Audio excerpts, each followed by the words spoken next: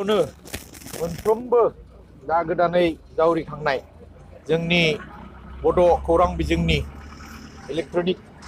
जि खौरां बिजों बे बिजोंनि साफ्रोमबो खौरांगिरिनिसिम आं साबायखर आरो आंनि गाहाम हामलायनाय बावग्रोबाय। बे 59थि बर' थुनलाइ आफादनि बे खैराबारि दावहारु फोथाराव जानाय जथुम्माया मोनसे गेदेर माने जारिमिनारि जथुम्मा हिसाबै खुंजाबाय। मानोना बेयाव भारतनि मोनफ्रोमबो हादरसानि सोनाब बंग हादरसा, मेघालया, अरुणाचल, बेबायदिनो माने त्रिपुराखौ लाफानानै बांलादेशनि बड' हारिनि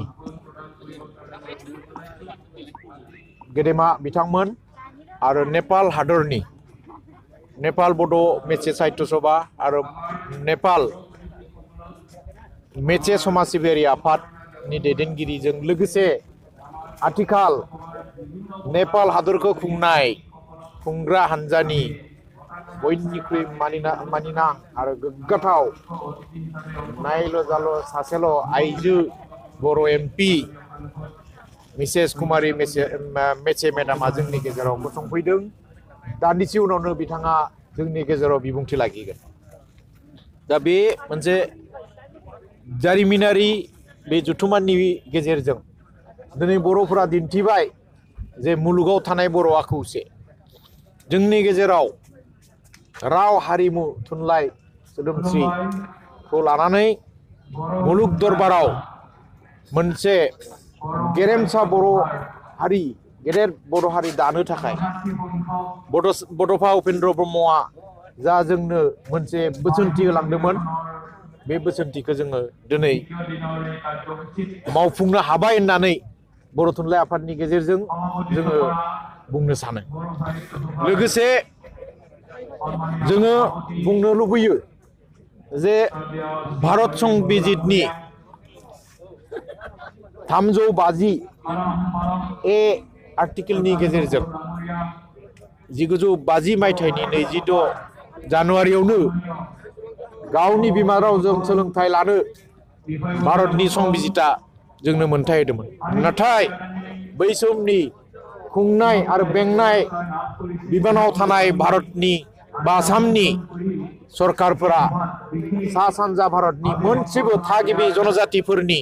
रावखौ बिजों हिसाबै गनायथि होआखैमोन। जायनि थाखाय 1952 मायथाइयाव 10 नभेम्बराव बर' थुनलाइ आफाद दानानै सा सानजानि थागिबि जनजातिफोरनि मादाव बर'फोरा गिबिसिनै गावनि बिमा रावजों सोलोंथाइ लानो थाखाय भारतनि संबिजितनि मोनथायखौ मावफुंनो थाखाय बोसोरसे नङा, बोसोरनै नङा, 10 बोसोर जुजिनाय, राजा लामायाव जुजिनाय, होसिख्रावनायनि दाबि खालामनायनि उनाव 1963 मायथाइनि 18 मेआव बर' रावखौ गुदि फरायसालियाव बिजों हिसाबै गायसनजेननानै दिनै बे बर' रावा थादोनो गोनां जायाखै। दिनै गुदि फरायसालिनिफ्राय गोजौ फरायसालिमा, मुलुगसोलोंसालि थांनानै भारतनि संबिजित आवग्रिनानै दिनै इनफरमेसन एन्ड कमिउनिकेसन टेक्न'लजिनि गेजेरजों गुगोलनि मोनसे गनायथि जानाय राव हिसाबै मुलुग दरबाराव बियो गायसनजाबाय। बे रावा दिनै जोङो सेकेन्डसेनि गेजेरावनो आं बेयाव जि बुंदों बेखौ मुलुगनि बर'फोरा बा गुबुनफोरा खोनासंनो हानाय जाबाय, नुनो हानाय जाबाय। बे जोंनि थाखाय जोबोद गोग्गाथाव आरो बिनि थाखाय जों गोसोखांनांगोन बर' थुनलाइ आफादनि गायसनगिरि आफादगिरि डिमासा फोलेरनि, बड' फोलेरनि डिमासा फोलेरनि रुंसारि जयभद्र हागजेर, रुंसारि सनाराम थाउसेन, रुंसारि जगेन्द्र कुमार बसुमतारी, रुंसारि जोंनि सतिश चन्द्र बसुमतारी बिथांमोनखौ जागायजेननानै जायफोरा बै समाव बोसोरसे नङा, बोसोरनै नङा, 10 बोसोरनि बांसिन जुजिनानै बर' रावखौ बिजों हिसाबै गायसनदोंमोन। आरो बिथांमोना सानाखैमोन बिथांमोना थांना थानाय समावनो बर' रावा भारत संबिजितनि 9थि फारियाव थिसनजानानै बियो मुलुगनि मोनसे दानि इनफरमेशन टेक्नोलॉजीनि गनायथि मोनजानाय राव जागोन होननानै सानाखैमोन गोबाङानो जोंखौ सिगिदोंमोन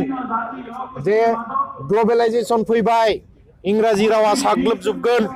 बर' नङा असमिया राव बिभिन्न रावा गोमाजोबगोन होनदोंमोन नाथाय जोङो ग्लबेलाइजेशनजों जों मनग्लाब जायाखै जों ग्लबेलाइजेशनाव जों हाबसनदों ग्लबेलाइजेशना जोंखौ मन'नो हायाखै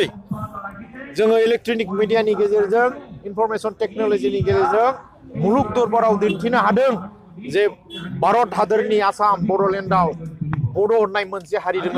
जाय हारिया गावनि राव थुनलाइ हारिमु सोदोमस्रिखौ गोम गोम फोथांना लाखिनानै मोनसे हारि हिसाबै गसंथानानै थांनानै दं दा बे बेलायाव जोङो आथिखालनि इलेक्ट्रनिक मुगानि जोंहा जेसेबांखिनि खौरांगिरिफोर दं दा बिथांमोना बिबान दं बेखौ जाहाथे जोङो मोनफा मोनफा फारि फारियै जोङो मुलुग दरबाराव फोसावनो हायो आरो आं मोनसेखौ बुंनो नागिरदों जे दिनै गंसे नङा गंनै नङा गंबा मुलुगसोलोंसालियाव बर' रावा MA थाखोसिम बिफान हिसाबै गनायथि जाबाय बे गंबा मुलुगसोलोंसालि गुवाहाटी मुलुगसोलोंसालि बड'लेण्ड मुलुगसोलोंसालि डिब्रुगड़ मुलुगसोलोंसालि कटन मुलुगसोलोंसालि आरो माने आइडलनि गेजेरजों जायफोर प्रफेसार जायफोर बिजिरसंगिरि दङ रिसार्च स्कलार दङ बिथांमोना विश्वनि मुलुगनि गुबुन गुबुन मुलुगसोलोंसालियाव थांनानै बर' रावनि फोसावनाय बिनि बिजिरसंनायनि थाखाय गुबुन हादरारि माने पण्डितफोरनि खाथियाव बर' रावनि गासैबो माने आखु आरो बिनि जौगानायखौ दिन्थिनायनि सम फैबाय आरो बे बिबाना बर' थुनलाइ आफादनिल' नङा बे बिबाना साफ्रोमबो मुलुगसोलोंसालिनि प्रफेसार जायफोर बर' बिफानाव खामानि मावदों जायफोर रिसार्च स्कलार दङ बिथांमोननि बिबान होननानै जों सानो अब्लाबो दिनै मोनबा सोलोंसालियाव जोंनि बर' रावा हाबदोंब्लाबो जों माखासे खुंगिरि गिदिरफोर नुदों बिथांमोननि गोदान जोलैनि खिन्थु बर' रावाव बिथांमोना फरायनो नागिरा बे जोंनि थाखाय जोबोद दुखुनांथाव आरो बयनिख्रुइ लाजिथाव जाय बर' रावखौ सासे नङा सानै नङा सा 16 मुंख्लं जानानै जोङो गावनि हांखोजों रमान हांखोजों सोलोंगोन होननानै जों गावनि बिखानिथिखौ बावदोंमोन बे बर' रावा दिनै मुलुग दरबाराव मोनहैनाय समावसो जोंनि गोरों गोरा बर' थुनलाइ आफादनिफ्राय हमनानै गुबुन बिग्रायारि आफादखौ हमनानै फरायसा आफादनि दैदेनगिरिफोरखौ लाफानानै जोंनि गोबां हारिमायारि आफादनि दैदेनगिरिफोरखौ लाफानानै मन्त्रि MLA officer IAS officer ACS अफिसारखौ लाफानानै जायफोरा बर' ओनसोलावनो थायो बिथांमोना साननो हमदों जे बर' फरायब्ला आंनि गथ'आ जाम्बा जागोन बिनिख्रुइ दुखुनांथाव खोथा जेबो गैया बेखौ सोलायनाय बे मेन्टेलिटि बे साननायखौ सोलायनाय सम फैबाय मानोना दिनै बर' रावा 9थि सिडिउलाव हाबनाय लोगो लोगोनो मोनसे रिजनेल लेंगुवेज हिसाबै UPSC नि कम्पालसरि रिजनेल लेंगुवेज जाबाय APSC नि कम्पालसरि रिजनेल लेंगुवेज जाबाय आथिखालाव भारतनि मानिनां गाहाय मन्त्रि नरेन्द्र मोदी बिथाङा जे मोनफ्रोमबो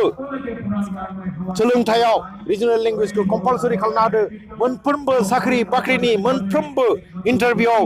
रिजनेल लेंगुवेज कम्पालसरि खालामनानै होदो UPSC APSC नि गेजेरजों जानाय बेंकिं सार्भिस LIC सार्भिस एनि प्राइभेट सेक्टराव बेखौ माने रिजनेल लेंगुवेज कम्पालसरि खालामनानै होदो इंलिश मिडियाम फरायसालिफोराव दिनै जि ओनसोलाव इंलिश मिडियाम दङ बेयाव रिजनेल लेंगुवेज 100 मार्क कम्पालसरि खालामनानै होदों बेयो बर'आबो नों बर' ओनसोलाव थानाय इंलिश मिडियामाव दिनै फार्स्ट लेंगुवेजआ इंलिश सेकेन्ड लेंगुवेजआ हिन्दी थार्ड लेंगुवेजआ बर' हिसाबै 100 मार्कनि फरायनांगौ असमिया जेरैबायदि 100 मार्कनि फरायनांगौ दा बेबायदिबाबोथ' गावनि गथ'फोरखौ गावनि इयुन जोलैखौ जोङो बर' राव फोथांनो हागोन नङाब्ला जों नुदों गुवाहाटीयाव थानाय दिल्लीयाव थानाय दिसपुराव थानाय गोबां बर'नि गेदेमाफोरनि गथ'फोरा दिनै बर' रायज्लायनो रोङा बर' फरायनाया गोजाननि खोथा बर'खौ रायज्लायबावा बे जुदि जायोब्ला बर' हारियाव जेनेरेसन गेप जागोन बे जेनेरेसन गेप जायोब्ला जोंनि जि राव थुनलाइ हारिमुवा जे एसेबां जौगाबाय बे जौगानाया लासै लासै गाहायसो जालांगोन नामा बे मोनसे गेदेर सोंथि फैदो बिनिखायनो साफ्रोमबो दैदेनगिरि साफ्रोमबो मेलेमजिबि साफ्रोमबो फोरोंगिरि साफ्रोमबो जोंनि गेदेमा बिग्रायारि दिनै हाथियारजों सोमावसारनाय बिग्रायारिफोरा दिनै सासे नङा सानै नङा दिनै हाथियारजों बिग्रायनायनि मुङाव 5,000निबो बांसिन बर'फोरा मुंख्लं जानानै दिनै बड'लेण्ड बिटिसिखौ सोरजिदों आरो बे बड'लेण्डखौ फोजोबस्रांनो थाखाय बर'नि हेंथायै गोबां खैसारि खालामदों बेनिखायनो बर' साहित्य सभानि दैदेननायाव जोङो हाजो हायेननि मोन 8 साहित्य सभाफोरखौ ज' खालामनानै जों indigenous tribal Sahitya Sabha of Assam खालामदो आरो आं बिनिनो सासे नेहाथारि गाहाय हिसाबै खामानि मावनानै दिनै गासैबो मोन 8 हाजो आरो हायेननि ट्राइबेल साहित्य सभाखौ फसंनानै आसाम सरकार आरो भारत सरकारखौ जोङो बाध्य खालामदो जे आसामाव थागिबि जनजातिफोरनि रावखौ फोथांनो थाखाय मोनसे स्पेशल माने ट्राइबेल लेंगुवेज पलिसि खालामनांगौ आरो बेखौ दानि नरेन्द्र मोदीनि दैदेननाय भारत सरकार आरो सर्बानन्द सन'वालनि दैदेननाय भारत सरकारा गनायथि होबाय जायनि थाखाय भाषा गौरबनि गेजेरजों जनजाति रावखौ जौगानो थाखाय 100 कोटिनि बाजेट जोंनि आसामनि माने रां मन्त्रि फाइनेन्स मिनिस्टार हिमन्त बिश्व शर्माया दाखालि थांनाय बाजेटाव लानो गोनां बाध्य जाबाय दिनै बर'नि अनगायै गार'नि अनगायै मोनसेबो थागिबि जनजातिफोरा मिडियाम हिसाबै मोनाखैमोन नाथाय दिनै आसाम सरकारा केबिनेट मेम'रेन्डाम प्रिपेयार खालामबाय थादों जे माने क्लास 1 निफ्राय क्लास 5 हालागै मिसिं राभा टिवा देउरि डिमासा कार्बि बे मोनद' रावखौबो बिजों हिसाबै गनायथि होसिगोन आरो इतिमध्ये दानि आसाम सरकारा नोंथांमोना मोनबाय गभर्नर अर्डिनान्स जाबाय जे 6, 7, 8 हालागै मोनफ्रोमबो ट्राइबेल लेंगुवेजआ मोनसे माने 50 नम्बरनि मोनसे सोलोंथाइ जाबाय बर' रोङि बर'आ बर' मिडियाम रोङि बा सन'वालफोरा सरनियाफोरा बर' सोलोंनो लुगैयो बर' रोङि गोबां बर' जायगा दङ गुवाहाटि दिनै तेजपुर दिनै कालाइगाव गोबां बर' रोङि दङ बे असमिया मिडियाम फरायनायफोराबो बर'खौ मोनसे आयदा हिसाबै फरायनो मोनसिगोन माबायदियै जाय असमिया मिडियाम फरायनाय बर'आ फार्स्ट लेंगुवेजआ जागोन बर' सेकेन्डआ जागोन इंलिश थार्ड लेंगुवेजआ जागोन हिन्दी 50 आरो बर' 50 इंलिश मिडियामाव फरायनाय जायफोर बर' दङ फार्स्ट लेंगुवेजआ जागोन इंलिश सेकेन्ड लेंगुवेजआ जागोन हिन्दी थार्ड लेंगुवेजआ जागोन आसामिस 50 बर' 50 बेबायदियैबाबो 50 नम्बरनिब्लाबो जोंनि बर' गथ'फोरा बा बर' रोङि बर'फोरा सन'वालफोरा बर' सोलोंनायनि खाबुखौ मोनगोन आरो बेल' नङा गुबुन हारिनि जिफोर बर' राव सोलोंनो गोसो बिसोरबो बेखौ एकाडेमिकेलि सोलोंनो हासिगोन बियो अनलि फर 6, 7, 8 मोनथाम क्लासनि थाखाय गतिके बेबायदियै बर' रावखौ जों गुबुन हारिनि गेजेरावबो गोसार होनायनि मोनसे हाबाफारि दिनै जों जथाय लादों बर' थुनलाइ आफादा हारसिङै मावोब्ला खायसे खामानिखौ गुबुन हारिफोरा बर'फोरखौ थांखि खालामनानै बर'नि हेंथायैल' खोथा बुङो नाथाय बेखौ जाहाथे खालामनो हाया बिनि थाखाय जोङो मोन 8 जनजाति थागिबि जनजाति साहित्य सभाफोरखौ खौसेयै गसंनानै आसाम सरकार भारत सरकारखौ बाध्य खालामनो हाबाय जे आसामाव मोनसे कंक्रिट माने ट्राइबेल लेंगुवेज पलिसि दानि आसाम सरकारा फोसावबाय आरो गाबोन जे गिबि मन्त्रि बा सोलोंथाइ मन्त्रि गोदानै जाफिननाय हिसाबै फाइनेन्स मन्त्रि जाय माने हिमन्त बिश्व शर्मा बिथांमोना फैयोब्ला जनजाति रावनि थाखाय थागिबि जनजातिफोरनि थाखाय मा मावनायगिरदो बिसोरनि राजु हाबाफारि फोसावगोन दा जोंनि खोथाया जाबाय मा दा जोंहा मावनो गोनाङा जाबाय मा बिटिसि सरकारा गभर्नर अर्डिनान्स खालामनानै बर' रावखौ सरकारि राव हिसाबै बिटिसिआव खालामनांगौ कारन बर' एकाउन्टआव बे दंखायो असमिया आरो इंलिशजों लोगोसे बर'आ official language of the BTC not associate official language आरो बिटिसिनि बाहेराव एसोसिएट अफिसियेल लेंगुवेज बिटिसिनि बाहेरावबो बर'खौ अफिसियेल लेंगुवेज बाहायनांगोन होननानै थांनाय तरुण गगৈ सरकारा अर्डिनान्स होना गालांबाय दा बाहायनांगो लास्ट सोंलु हिसाबै दा नैबेयावनो जेनेबा इ थुनलाइ होननानै जे मोनसे एप्स माबा बेखौ दा बिनि गेजेरजों इ थुनलाइखौ मा मुलाम्फा जागोन इ थुनलाइनि गेजेरजों मोननै खोथा थागोन जोंनि थुनलाइफोराबो बेयाव जोंनि जेसेबां सोरजि बे बिजाबफोरा बेयाव जों मोननो हागोन आरो सेकेन्डलि बे इ थुनलाइनि गेजेरजों जोङो नन बर'फोरखौ बर' सोलोंनाय इंलिशनिफ्राय बर'निफ्राय इंलिशनिफ्राय असमियानिफ्राय बर' थारमाने बे माने टेक्निकेल माबाखौ बे माने एप्सनि गेजेरजों मोनगोन दा धर आं ओंखाम जायो बेखौ नोङो सासे माने माबोरै उच्चारण खालामो बेखौबो बे इ थुनलाइनि गेजेरजों मोनगोन फनेटिक माबाखौ मोनगोन